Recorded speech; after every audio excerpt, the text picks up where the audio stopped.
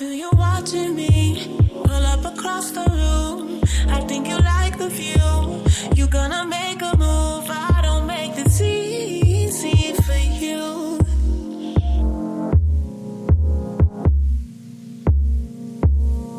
Hey guys, and welcome back to another episode of Good Luck Sis. I am your host, Tati J. And I'm your host, Ellie.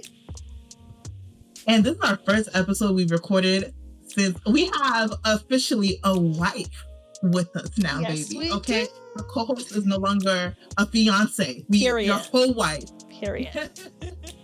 And this is the first time we've recorded since. But today we have a special episode. We have a guest, so we're not going to dive into the whole wedding bliss and wedding details just yet. But we got you guys in an upcoming episode. Yes. We still got to go back to the bachelorette trip and do it. We got you. Just not right now. Yeah, But we didn't keep forget going. about you guys. We see the DMs. We see you guys giving us the eyes. You guys want to know what happened. We will share that soon. We will, just not right now, not this episode. But definitely still continue to listen because, like I said, we have a great guest, and we are going to talk about everything self-care, and not just self-care for the Black women. Okay, So we have a lovely guest with us, and I'm going to go ahead and let her introduce herself. Awesome. Thank you, Ellie. Thank you, Tati, for having me. Of course. My name is Chianti Lomax, and most people know me as a certified coach, transformation strategist, and I'm fondly known in the DC area as the Chief Happiness Curator of the Happy Pop-Up and new author of All Been While Black, the ultimate guide to happiness and transformation on your own terms. So that is her. And baby, many hats. She carries many hats for sure. Purpose. We walk in purpose. Okay? Multifaceted. I love it. Yes. And we always say here, multifaceted women. That's what we are. So we definitely have one in our presence today. Mm-hmm. So as she introduced herself, you guys heard her resume. You guys see and hear what she does. So we're definitely going to take this episode and cater it to us. And when I say us, Black women, and how we take care of ourselves. Mm-hmm. But first, we want to know, how did you get here in the space of self-care to the point where now you're writing a book and DC area has crowned you with this title? Like, how did this all start? I believe that self-care is a byproduct of self-awareness and of literally knowing who you are and what you need. And literally this came from just me understanding who I was and where I come from and what I need. So this goes back to me being a little girl in South Carolina, being raised by a single mother, and she worked super hard, was exhausted all the time, paying bills. Her singular focus was just like work, work, work. And so I grew up believing that like overwhelm and being overworked was normal. And so I'm like, okay, well, that's what we do. We struggle, we work hard, and we don't get a lot of sleep. That's what Black women do, right? That was my model, my first model of like womanhood. And then fast forward, I moved to the DC area and I start getting just exposed to like different kinds of Black, right? I'm like, oh, Black people from different countries, Black people from different socioeconomic backgrounds, and Black people that love to do brunch and hang out and, just have ease in their lives. And after like a lot of breakups and hours of therapy, I started to understand that, oh, I shouldn't feel guilty for wanting to rest, or it's not normal to be exhausted all of the time, or like I can take care of myself first and that's not a bad thing. And with that, the belief that I had to create for myself was, I think that not like I deserve to be happy. I deserve to be free, and I deserve to take care of myself when I want to on my own terms. That's right. And then I'm like, not only do I deserve this, all Black women, all Black women deserve this, and they deserve it without feeling guilty about it. So that was like the beginning of my work, just creating that belief for myself and believing that other Black women deserve it. And it started to be kind of like the pillar for all of the work that I do. And that was like the pillar for my coaching program that I created. It was the pillar for a nonprofit that I created with a line sister of mine. It was like, how do we change this mindset around how we take care of ourselves, regardless of what we've been taught, is normal? And a lot of that unlearning literally just ignited this feeling to want to help other people do the same thing for themselves, which literally has been the evolution of all of my work. And it's carried me through creating the Happy Pop-Up, to deciding, you know what, I need to reach more Black women, more Black folks. Let's write a book about it. So people can have it in their purse, in their eardrums, and in their pocket. So that's kind of the short version of that. I love that, especially That's when you amazing. highlighted like the guilt, because that is a real thing. Like, Yeah. just feeling, okay, I got to do this. Am I really spending money on this? Am I really about to spend money? Get a massage, get a facial. Like, do I really need, and not even need, do I really deserve to pamper myself? So there definitely is a guilt associated. But why do we have to earn it? That's where I'm learning, because I reward myself. Like, hey, you had a great week at work. You've earned this. And I don't like that. I'm trying to like find a way to just treat myself whenever and not earning it. Like, wow, you did amazing. You earned this. Like, I don't need to earn the self-care because I already I deserve it already. And you're already worthy of it. Yeah, I'm already worthy. Just by being, I'm worthy and I deserve it. Like, just by showing up. Oh, you don't have to take care of everybody else. Like, I can take care of myself and I don't have to work hard a full day. Yeah. You know? And I love how you also mentioned that not also feeling guilty of putting yourself first. Yeah. Because I think just growing up in the Caribbean household, I've always seen my mother, my father, they always put themselves first. And, you know, they put themselves after, not first. And it's just like, I seen it growing up. And like, there's times I've argued with my mom, like she's worked a late shift and she's like, oh, you have no lunch for tomorrow. And I'm like, you don't have to make me lunch. Like, go to bed, go to sleep. And I'll be like, if you make this lunch, I'm not eating it tomorrow, so I can teach you a lesson. It sounds bad, but it's just like, I want you to put yourself first. Like, go to sleep. You don't have to worry about whether or not I didn't eat, whether or not I have this or that. Like, put yourself first. And I, you know, growing up and seeing our Haitian mothers always putting themselves last and not first, it's just like, honey, we're going to do this different. Like, I always say, my kids are probably going to think I'm selfish, but no, it's like, I have to put myself first in order for me to give you the best care that I can give you. Absolutely. Yeah. And I think a lot of us, and I noticed that with like coaching clients over the years, a lot of Black women, you know, regardless of your like background, it's like we have to unlearn so many things that we saw growing up. Like, literally, I have to unlearn that I will be considered selfish if I take a day off, or if I don't cook dinner tonight and I order in instead, you know. Yeah. If I just don't answer the phone call because you need me and you're trying to make your emergency my emergency. So it's like unlearning all of those things takes a while, but when you get to do it, baby, you feel free. Yeah, and unlearning that your free time does not mean that you're available for everybody. Period. Absolutely. Yep. Absolutely. And I think it's just one of those things. It's like, oh, I have to make myself available. And that makes me a good friend, but your time is important for you too. And you need to like set those boundaries. As much as it's hard for us as Black women, and there's so many obstacles that make it so hard for us to like, you know, find self-care and like really enjoy self-care, what would you say are the major, like the biggest obstacles for Black women when it comes to self-care? I think the first obstacle is our mindsets around time and money and believing that, oh, I need more time so that I can take care of myself, or I need more money so that I can take care of myself. And when you think about time, I say this all the time. I'm like, listen, sis, you don't need more time. You need more boundaries. You need to, like you said, tell people this is my time. Take care of myself. Don't answer the phone. If you have kids, hey, mommy is about to take her time herself, even if it's 10 minutes. You know, just creating those blockers and those boundaries around it. And when it comes to money, people believe, oh, I need all this money to do these things. Like, of course, now, you know, I can go for a massage, but when I was on a budget, I would go walk around my neighborhood and that's free. Yeah. You know, at lunch. Free 99. That's free. Yeah, it's free, free, you know? So it's like getting creative. And I find you have to just honor the season of life you're in, and then create Mm-hmm. your self-care rituals around that season, because it's going to be different depending on where you are in your life. And then you releasing yourself, that self-care has to look like what I see on social media. And self-care is going to be authentic to who I am and where I am and what resources I have available to me.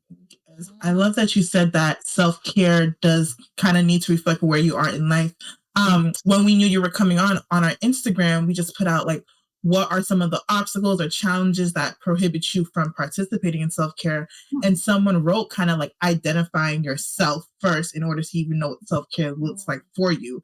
And as just human beings in general, there's so many life transitions we go through where what worked for me last year may not work for me this year. So what advice would you give to someone who wants to participate in self-care but doesn't even know where they are within themselves yet to figure that out?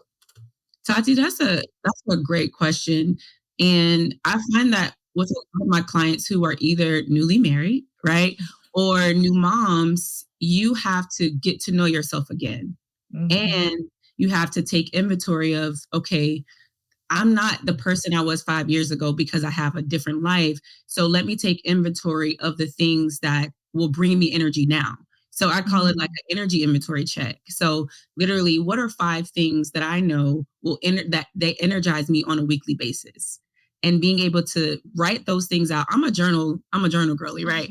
Grabbing your journal, or if you want your phone, whatever that thing is, just capture like, what are the things that energize me? Capture it right down so that you can identify, oh, this is what energizes me today. Taking a midday nap. Yep. And that's different from what it might have been when you were 25, like Sure that is. time in your 30s and 40s is glorious. You hear me? So like being able to identify those energy gains, like that will help you in this new transition or season of life. Also, like being able to identify like maybe 5 things that drain your energy, right? And saying, okay, these things are draining my energy. What do I have control of?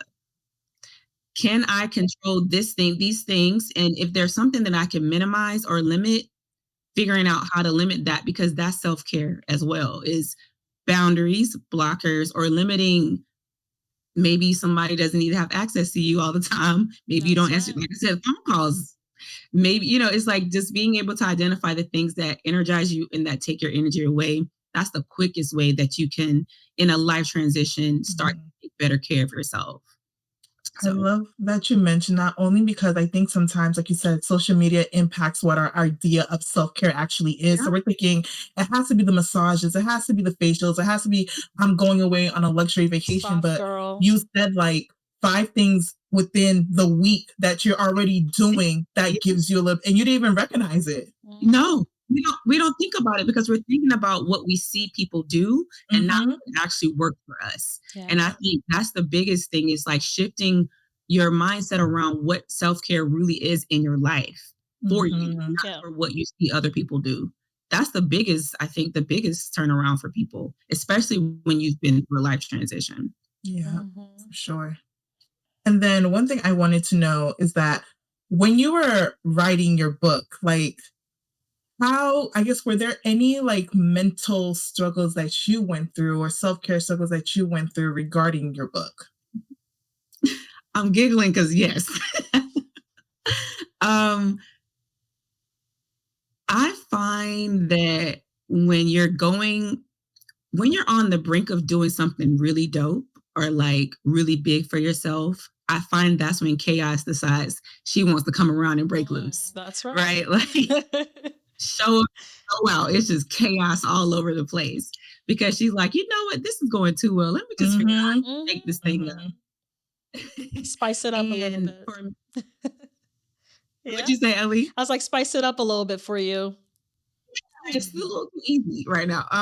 So for me, I had a lot of things happening in my family, right? And I am the oldest daughter, and I don't know if y'all know anything about birth order, but I'm the oldest daughter in my family. So people tend to want to seek my help, right? And so something that I had to get really clear on is, first off, like, why am I doing this work? Like, why am I writing this book? And it's not just to help people around me, but also to leave legacy for my family and to create generational wellness and to create generational things for my family. So I'm like, this is my why.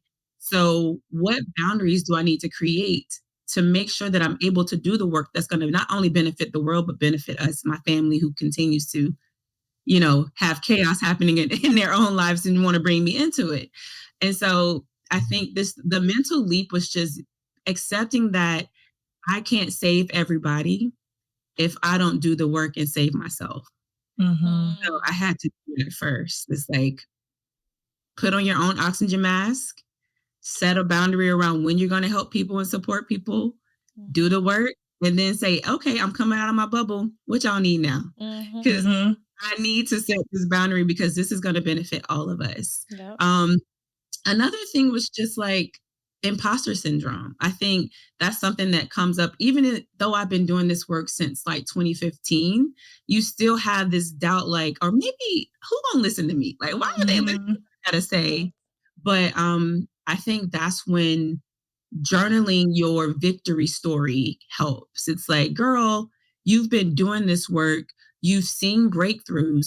Your clients have told you these things. So me being able to write down the things that I've seen in terms of transformation in the work that I'm doing, that really affirms that, no, this will help people because people have told you that it's helped. You've seen the receipts. So the imposter syndrome is just literally a trick of the enemy that's trying to prevent you from doing whatever work needs to come out into the world. So those are just two of the things that I could think of. I know we can all relate regarding imposter syndrome at some point in our lives, for sure.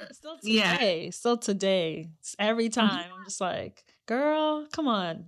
You got this. This is like your ministry. This is what you're supposed to be doing. But, you still have that whisper once in a while telling you like, who do you think you are? And I have to like tell myself, no, like, don't listen, like, skirt, like, bye. So it's an ongoing, you know what? Ongoing feeling. What I do is I take my beliefs to court. I'm like, girl, what's the evidence?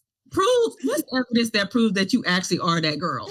You got that you are that girl. I take my evidence and I'm like, I'm tripping. It's okay. I can trip every now and then, but you that girl, and you help people break through. So let's keep doing this work. Yes, period. One thing you said too is just, and I wonder if you did it on purpose or you even realized, because instead of saying generational wealth, you said generational wellness. And I love that because we're so, and I think too, both me and Ellie we're first generation. So seeing our parents come from a different country to here, it's more about grinding, making enough money to set your kids up in terms of getting them to college, things like that.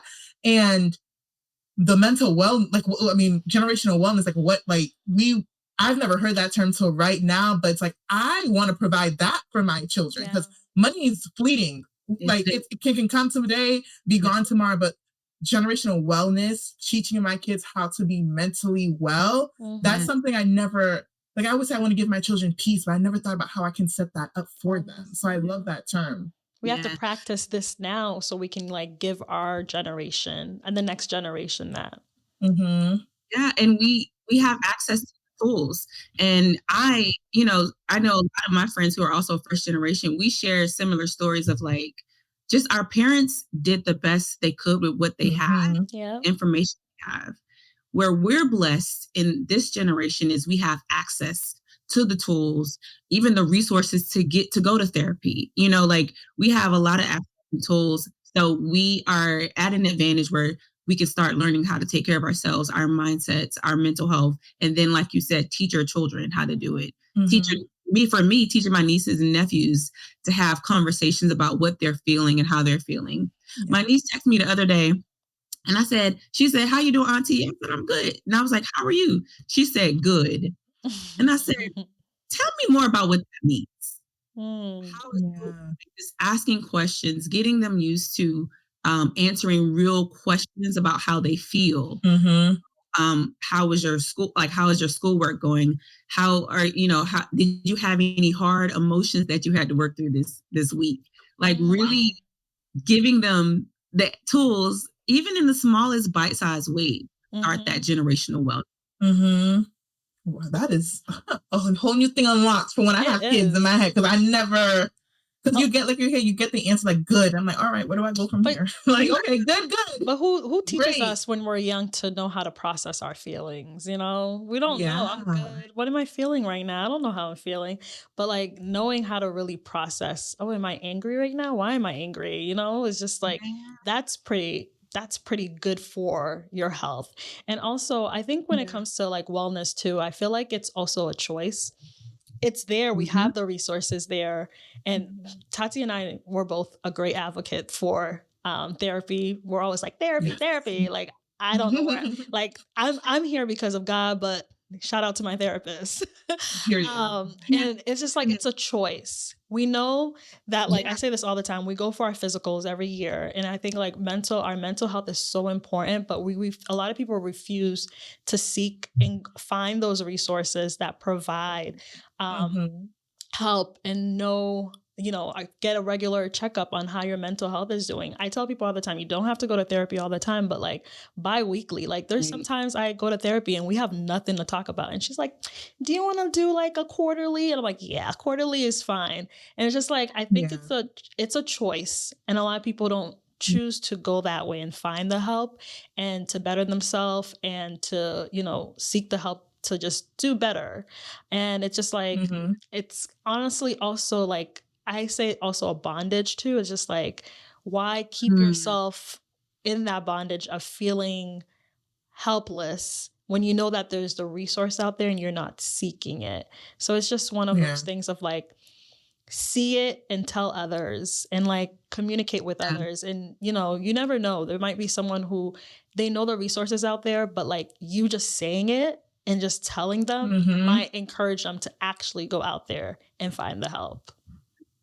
Yeah. Absolutely. Yeah. I believe that wholeheartedly. Like I am the different sibling in my family, and I believe like modeling what's working for me and talking about it, it helps. And then you start to hear people say things that you said years ago or a few months ago because they saw it working for you. Because some people really are skeptics, especially people that look like us, be skeptical. A lot of stuff until they see it working in your life. Yeah. And I think that's across the board. God, therapy, love, whatever it is, until they start to see it working in someone else's life, they don't believe it. Everybody doesn't need that, but a lot of people who look like us do need that. They just need to see it. And so we got to be loud about it, you know, loud and just, you know, excited about it for them sometimes. So 100%. So I want our listeners to hear from you and for you to share about your book. So I want you to tell our listeners about your book, how you started, when you started writing your book, and where they can, when is it coming out and where they can find it. Yes. So my book is called Evolving While Black, The Ultimate Guide to Happiness and Transformation on Your Own Terms. And the biggest part of that title I want your listeners and my future readers to know is the on your own terms part. I started writing the book. So this is interesting, right? Because I started telling people, oh, I started it in 2021, but I was like going through Google Docs because I love Google Docs. And I was just looking for just some old stuff, right?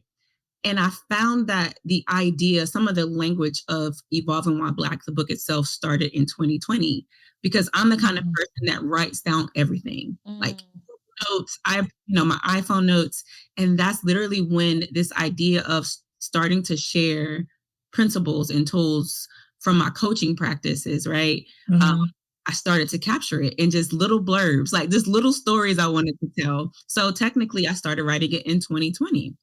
And really what I wanted to do was just take everything that I have been teaching to my coaching clients and put it in a shareable format that made it accessible to the everyday person. And I believe that the easiest form of just sharing information and education is storytelling.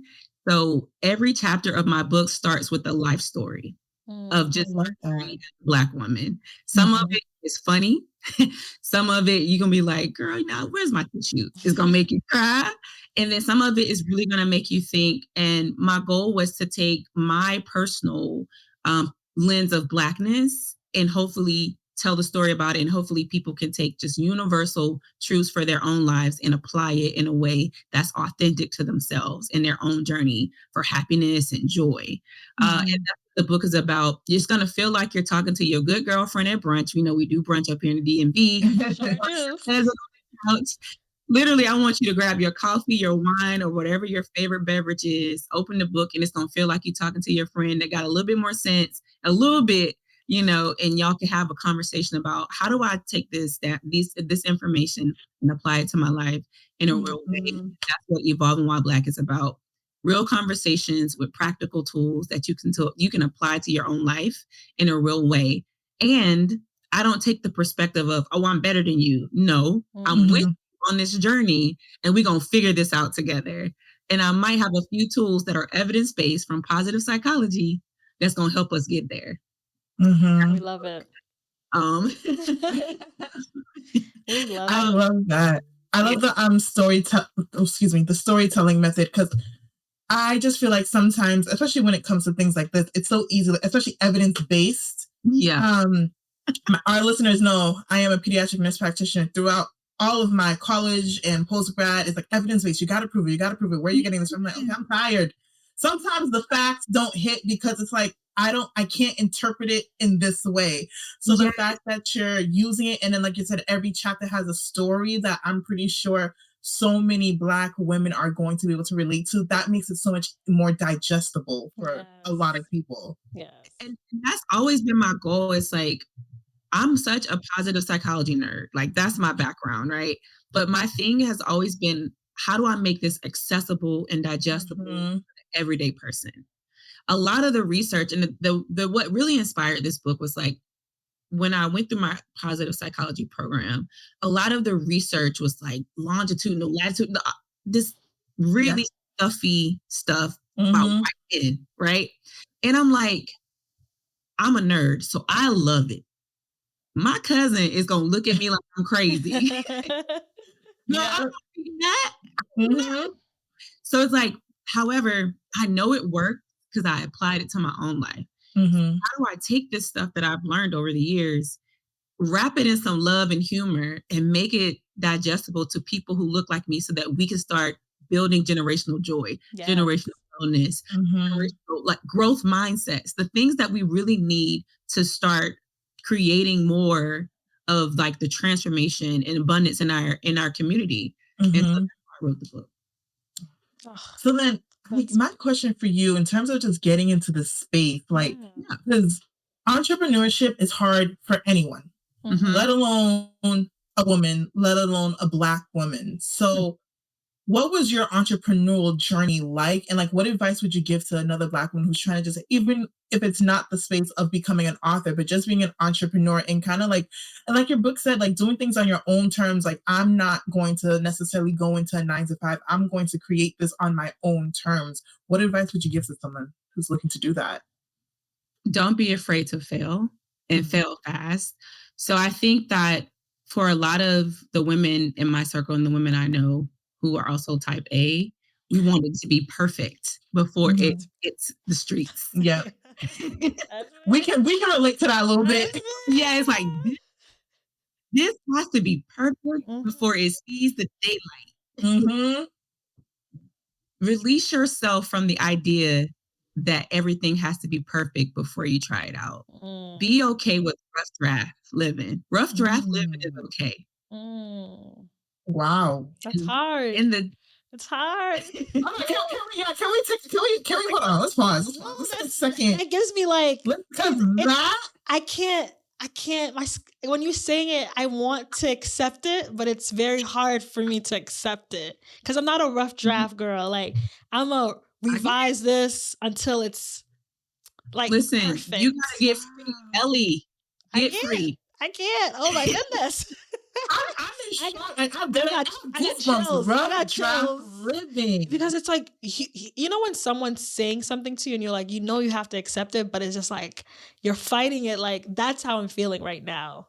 Like, someone has never said that to me before.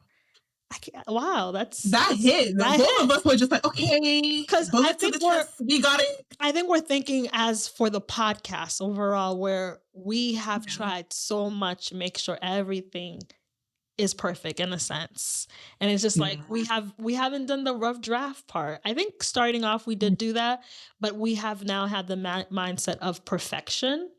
Yeah. And it's, it holds you back a little bit. So hearing that really makes you want to accept it and actually do that. Wow. Well, Yeah. Because I promise you, your rough draft is greater than most people's just greatest level. You know what I mean? Wow. Like, because of who you are, because you are a type A, I promise you, your rough draft is probably like at a 10.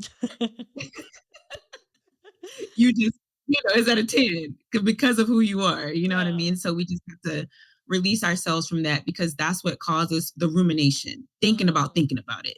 And time passes, you lose steam, and we don't want to do that. You want to create and just create, show it to the world. What did you learn from it? Adapt, change it, modify, create again, show it to the world. What did you learn from it?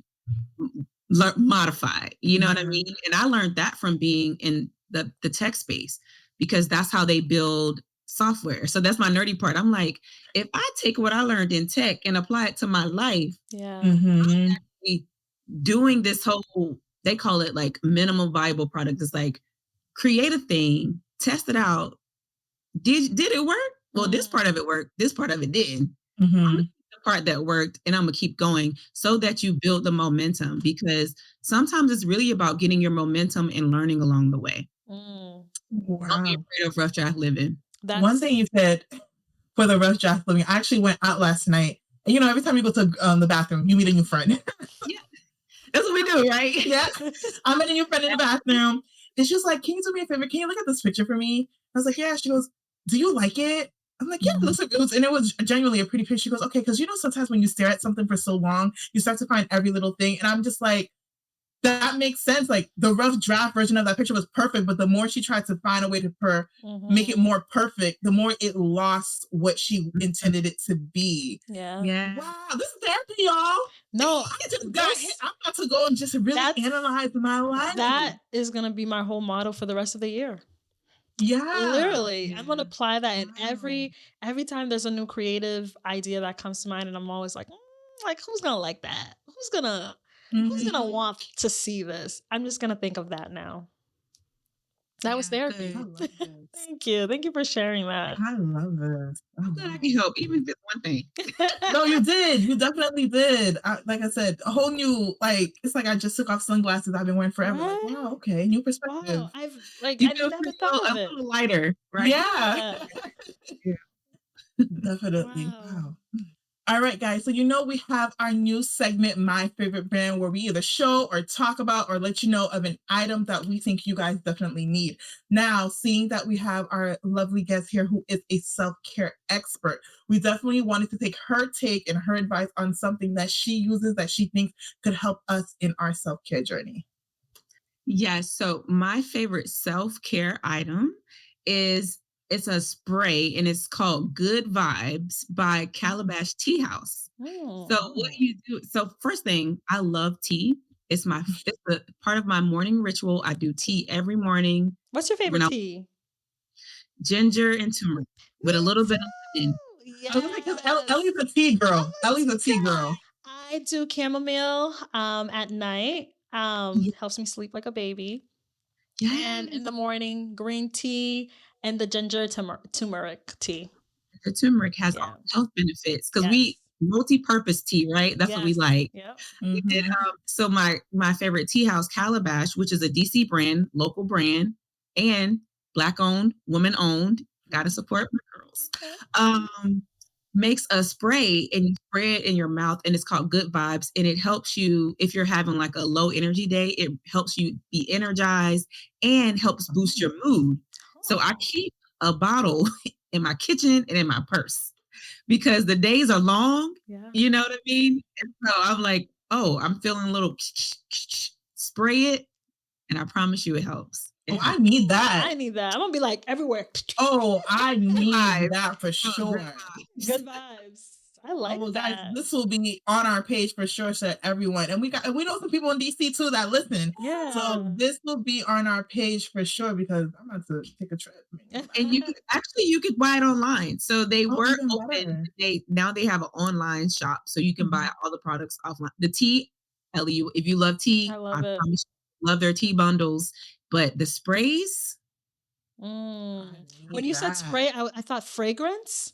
So no, I was like, I know, me too. I felt like I was like, ooh, fragrance. tea fragrance. That's different. Yeah. I'm like, maybe it's like a vanilla, but the tea, like a fragrance for my mouth. Oh, Energizer? yeah, energizer. I'm gonna be at work like in my and it's meetings.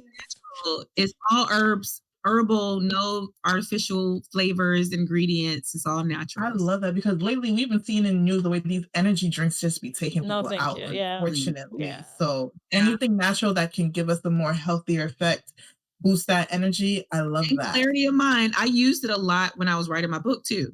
I used that and another spray. So Calabash Tea House has the sprays and the teas for you. For sure. Well, We'll have it in the y'all deets heard for her. you guys. We'll It'll have be it in on the page. deets. Yes, definitely.